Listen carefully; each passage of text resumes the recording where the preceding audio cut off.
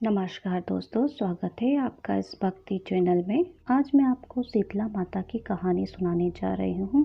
बहुत समय पहले की बात है। शीतला माता ने सोचा, चलो आज देखते हैं धरती पर कौन मेरी पूजा करता है और कौन मुझे मानता है। यही सोचकर राजस्थान के डोंगरी गांव में माता शीतला आई तो उन्होंने देखा गांव में कोई भी मंदिर नहीं है उनका, ना ही कोई उनकी पूजा करता है। शीतला माता गांव की गली में घूम रही थी। तभी गांव की एक महिला ने अपने घर के ऊपर से उनके ऊपर चावल का खौलता हुआ पानी फेंक दिया। वो गर्म पानी माता के ऊपर जाके गिरा, जिससे माता के शरीर पर फफोले पड़ गए और माता चिल्लाती रही, मेरा शरीर जल गया है। इधर उधर घूम रही थी, लेकिन कोई नहीं अपने घर से बाहर आया शीतला माता को देखने के लिए।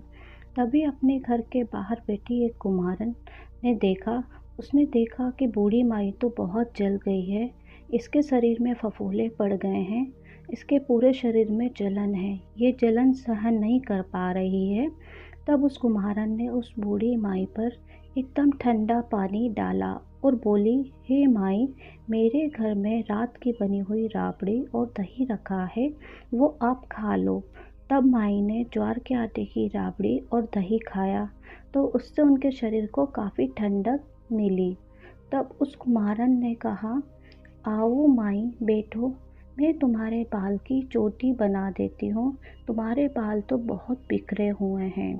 और कुम्हारन माई के बाल में कंघी करने लगी। जब कुम्हारन माई के बाल की चोटी गुथने लगी तो उन्होंने देखा कि बाल में पीछे की साइड एक आँख छुपी हुई है जो कि बालों से ढकी हुई है।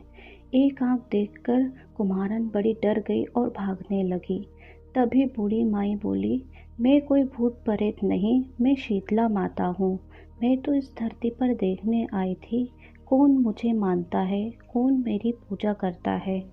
तभी माँ अपने असली रूप में आई। हीरे जवाहरात के मुकुट, चार भुजा वाली माता अपने असली रूप में प्रकट हुई। माता बोली, हे बेटी, तुम किस सोच में पड़ गई हो?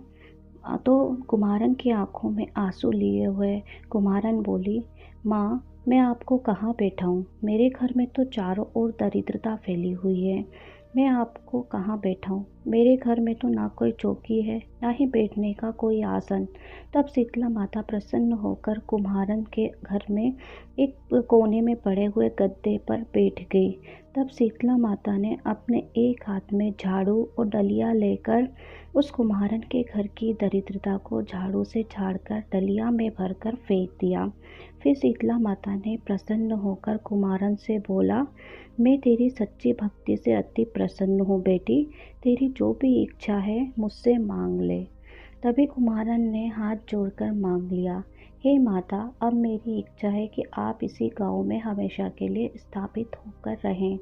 जैसे आपने मेरे घर की दरिद्रता को अपनी झाड़ू से झाड़ कर साफ कर कर दूर कर दिया है, ऐसे ही जो भी आपकी होली के बाद की सप्तमी को जो भी भक्ति भाव से आपकी पूजा करे, आपको ठंडा जल, दही, बासी ठंडा भोजन चढ़ाए, उसके घर की दरिद्रता को दूर कर दीजिए, उसका सुहाग हमेशा के लिए अखंड बनाए रखिए, उसकी गोद हमेशा भरी रखें।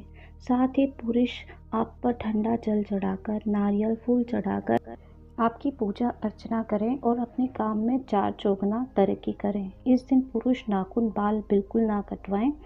तो माता शीतला कहती हैं, ठीक है बेटी, तुमने जो वरदान मांगे हैं वो मैं सारे वरदान तुमको देती हूँ। हे बेटी, तुझे आशीर्वाद देती हूँ, इस धरती पर मेरी पूजा का मुख्य अधिकार कुमार जाति का ही होगा। तभी से डुंगरी गांव में शीतला माता स्थापित हो गई। तभी से वहाँ का नाम हो गया सील की डुंगरी। यहाँ पर शीतला माता का मुख्य मंदिर है। यहाँ पर शीतला सप्तमी पर बड़ा सा मेला लगता है। इस कथा को पढ़ने से घर की दुख दरिद्रता का नाश होने के साथ ही सभी मनोकामनाएं पूरी होती हैं। हे शीतला माता, जैसे आपने उस कुमारन पर कृपा की, हम सब पर भी अपनी कृपा दृष्टि बनाकर रखिए। इस तरीके से शीतला सप्तमी की यहाँ पर कथा समाप्त होती है। आप भी अपने घर की दुख दरिद्रता को दूर करिए इस शीतला माता का व्रत, पूजा, ठंडा भोजन अर्पित करके। जय माँ शीतला माता, जय माता दी।